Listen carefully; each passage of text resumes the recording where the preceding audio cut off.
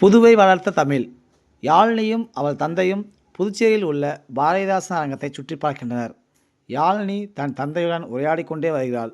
வாருங்கள் அந்த உரையாடலை காணலாம்.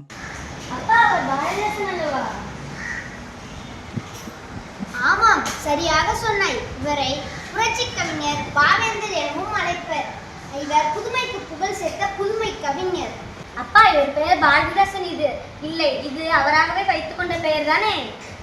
அட, இவ்வளவு தெரிந்து வைத்துள்ளாய் அண்ணி, மிக்க மகிழ்ச்சி.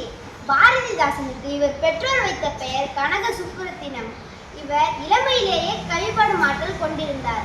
பாரதியார் மீது அன்பும் பாசமும் பற்றும் உடையவர். அதனால் தம் பெயரை பாரதிதாசன் என்று மாற்றிக்கொண்டார். ஓ சரியப்பா, பாரதியார் புதுச்சேரியை சேர்ந்தவரா?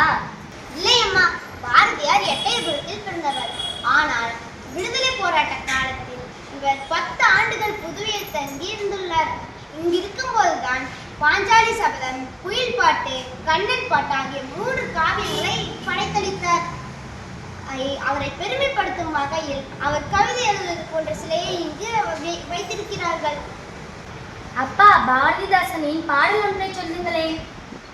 சொல்கிறேன் அண்ணி. தமிழுக்கும் அமுதென்று பேர், அந்த தமிழின்ப தமிழங்கள் உயிருக்கு நேர் என்று பாடி தாம் தமிழ் மீது வைத்திருக்கும் பற்றை வெளிப்படுத்தியுள்ளார். இயற்கை, பெண் விடுதலை போன்ற பல கருத்துக்களை முன்வைத்து இவர் நிறைய பாடல்களை பாடியுள்ளார். அப்பா, அவர் எழுதிய பல புத்தகங்கள் இங்கே இருக்கிறது. குடும்ப விளக்கு, இருண்ட வீடு, அழகின் சிரிப்பு, பாண்டியன் பரிசு, தமிழ் இயக்கம், குறிஞ்சித்திட்டு, புரட்சி கவி, இசை முது போன்ற 72 நூல்களுக்கு மேல் எழுதி தமிழுக்கு பெருமை சேர்த்துள்ளார் பாரதிதாசன். அப்பா, இவர் மட்டுமன்றி வேறு யாரேனும் தமிழ் சான்றோர்கள் புதுவையில் உள்ளனரா? பலர் இருக்கின்றனர். வாணிதாசன், புதுவை சிம்மன், தமிழொலி, பிரபஞ்சன் போன்றோர் குறிப்பிடத்தக்கவர்கள். வாணிதாசனை பற்றி சொல்லுங்களேன் அப்பா. தமிழ், பிரெஞ்சு, ஆங்கிலம் முதலிய மொழிகளை அறிந்தவர் வாணிதாசன். ரவி என்ற புனைப்பெயரில் எழுதிய இவருக்கு பெற்றோர் வைத்த பெயர் எத்திருசாலு என்கிற அரங்கசாமி. பாரதிதாசன் நடத்திய தமிழ் வகுப்பில் அவரிடம் இலக்கண இலக்கியங்களை கற்றுத் தேர்ந்தவர்கள் கவிஞர் வாணிதாசனும் புதுமை சிவமும் ஆவர். பாரதியாரின் பிறந்த நாள் அன்று பாரதி நாள் இன்றடா பாட்டு சைத்து ஆடடா என்று வாணிதாசனின் பாடல் அவருக்கு முதல் பரிசை பெற்றுத் தந்தது. வாணிதாசனின் கொடிமுல்லை நூல் சிறப்பு பெற்றது. அப்பா, தமிழொலியை பற்றி சொல்லுங்களேன். இளமை பருவத்திலேயே ஒரு தமிழ் பணி தொடங்கியது எனலாம். குழந்தை பாடல்கள், கவிதை தொகுப்புகள், ஆய்வு நூல்கள், கதைகள், குறுநாவல்கள் முதலியவற்றை படைத்துள்ளார். இவரது மாதவி காவியம் என்னும் நூல்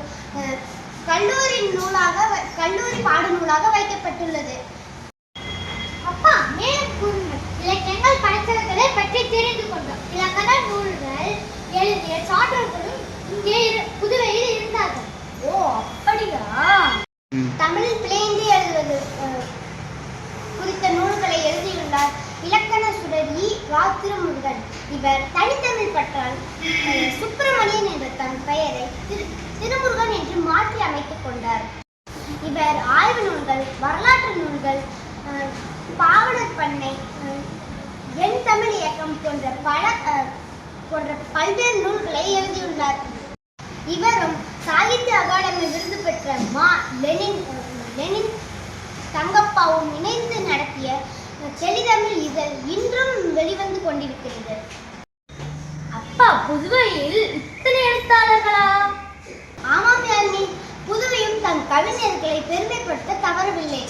எண்ணற்ற சிறுகதைகள், நாவல்கள், வரலாற்று நூல்களை எழுதியுள்ளார் பிரபஞ்சன். இவரது வானம் வசப்படும் என்ற நூலுக்கு சாகித்ய அகாடமி விருது வழங்கப்பட்டது.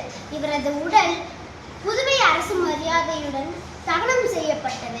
தமிழுக்கு கிடைத்த சிறப்பாகும். நன்றி அப்பா. புதுவை படைப்பாளிகள் பலரின் பெருமையை உங்களால் அறிந்து கொண்டேன்.